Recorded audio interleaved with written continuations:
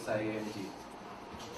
Bago po ang lahat, ako po si Rodrigo Pilares, Lubong Bulacan, pangatlo sa 10 magkakapatid. At ngayon ay nag-aaral sa AMG, nagpupursiling makatapos para makapaghanap ng magandang trabaho at makaahon sa hirap. Dati po, nung hindi pa ako nakapag-aaral dito sa AMG, ang paggawa po ng mga bagay na labag po sa paningin ng Diyos ay sadya pong napakadali sa akin. Tulad po ng pagsusugal, paninigarilyo, paglalasing. Dahil ito po ang namulatan ko at natutunan ko sa barkada. Dahil po dito, unti-unti pong nasira ang aking pagkatao at katawan. Sa pamilya ko po, unti-unti pong minang tiwala nila sa akin, sa mga kapatid ko at sa magulang ko. Kasama na rin po yung mga taong nakapaligid at sa katawan ko, dahil po sa bisyo, unti-unti na pong pumila ito. Tingnan po sa punto na namamayat na ako. Sa pagpasok ko sa AMG, unti-unting binago ang buong pagkatao ko. Maliban sa pagtuturo na maraming klase ng kakayahan ng skills. Yung pagtuturo ng aral ng Diyos ang lubos kong pinapahalagahan. Dahil dito, natutunan kong umarap sa mga problema, sa mga hamon ng buhay, na siya lamang ang tanging kapag-aayos ng buhay ko. Salamat po sa mga taong ginamit po ng Panginoon, sa mga staff, sa mga estudyante na nagsishare ng salita ng Diyos. Malaki po ang pasasalamat ko talaga. Dahil po sa kanila, mas tumatag po ang aking pagkatao. Sa katayuan ko ngayon, nasasabi ko na mapalad ako eh. Bukod doon sa dati kong buhay. Tutuusin nung hindi pa ako nakakilala sa Panginoon. Kung ikaw ang magulang ko, sasabihin mo, kung alam ko lang na ganyan ka, pinilis na kita eh.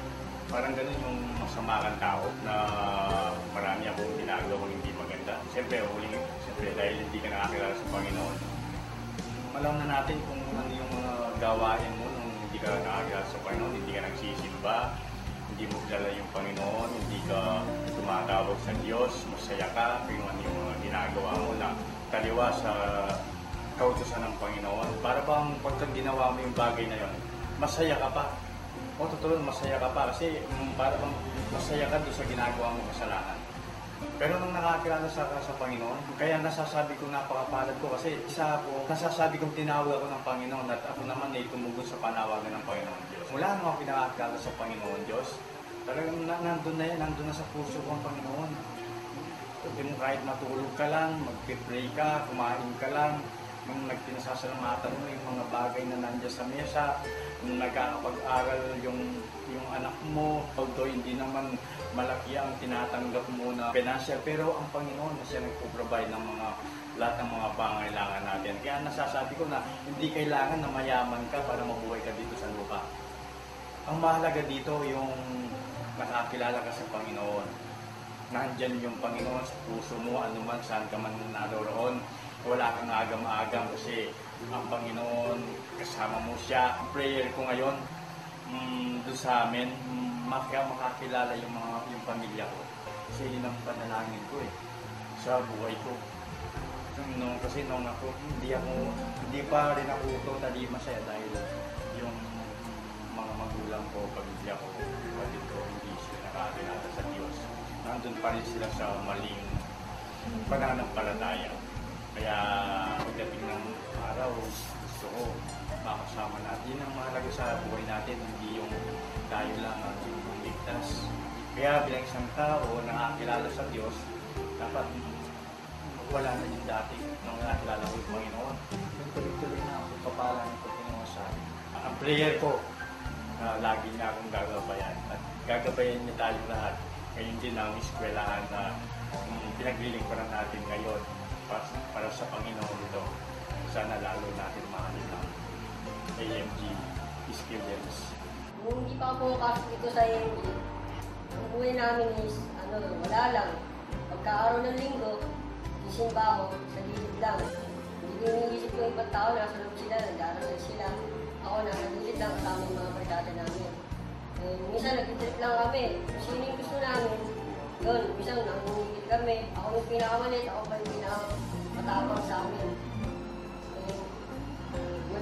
Nagmumura din ako, malakas akong bumura. Tapos yung mga barkada ko, minsan nagsasabihan nila ako, pero hindi ko sila hinihintindi. Sarili ko lang hinihintindi ko. Kasi, para sa akin, masaya yung ginagawa ko. Nung pumasok ako dito sa MG, malaking pagbabago. Simula na nag-bleeding pa lang kami, naabutan namin mga Ilongga dito. Nire-remind nila sa amin kung sino talaga sila sa buhay namin. Yung umaga, nagtitubosong kami. Kahit kung mga Ilongga, mga ingay, nandiyan sila para i-remind sa amin sino talaga sila sa puso namin at kung sino siya para umabay sa amin. Nung nagsimula na ng pasukan, mas lalo ko pang nakilala si Lord. Dahil every Sunday, nagsiservice kami. Mas nabibless talaga ako pagka may mga testimony. Naiiyak ako kasi parang feeling ko, ako yung nandun. Tapos, nagbago yung buhay ko. Yung mga dating ginagawa ko, hindi ko na ginagawa. Yung mga galit sa puso ko, inalis ko na yun. Yung mga pinagdadaanan namin, nandiyan pa rin si Lord para lumabay sa akin. Kasi, siya lang yung nagbibigay kalakasan sa akin.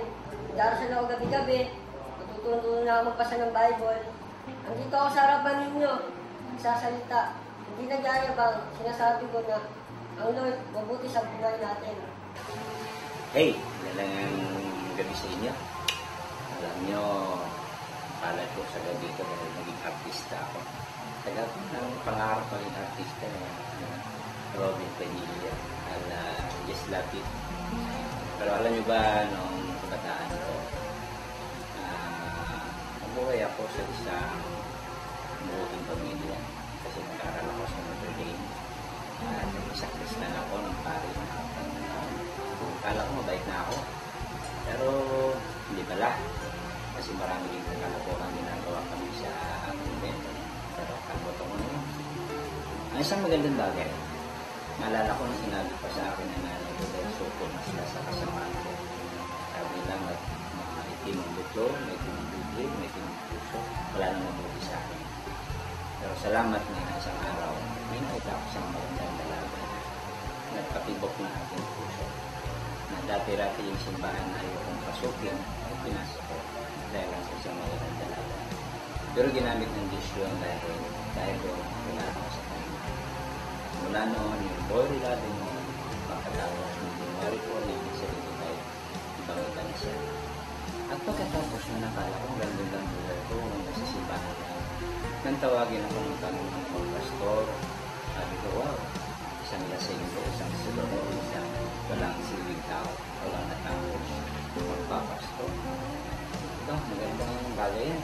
So, nakipagbila ko sa Panginoon. Sige Lord, kung bibigyan mo ko ng 200, sige, papasok ko ng Bible school. Diba, hindi ako binigyan ng Diyos. Binigyan niya yung 200 niyo. Sabi ko, Lord, suko na ako sa iyo. Yan, mula noon, nag-aaral ako sa Bible school. Walang supporter, walang magulang na sumusupport. Walang tiwala ko sa Diyos kasi ang salita niya, lagi kong tinangahawakan araw-araw, nabasa ko to. At sa kanyang salita, doon ako sumandal. Hanggang ngayon, sumasandal ako sa kanyang salita dahil totoo ito.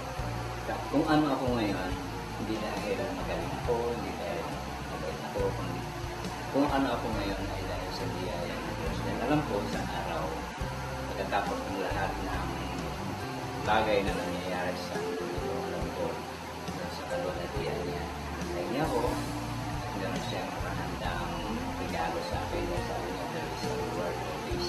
Because my home is in heaven. Kaya lahat ng bagay na ginagawa ko dito sa lupa, hindi ako nag-interest ng mga kayamanan.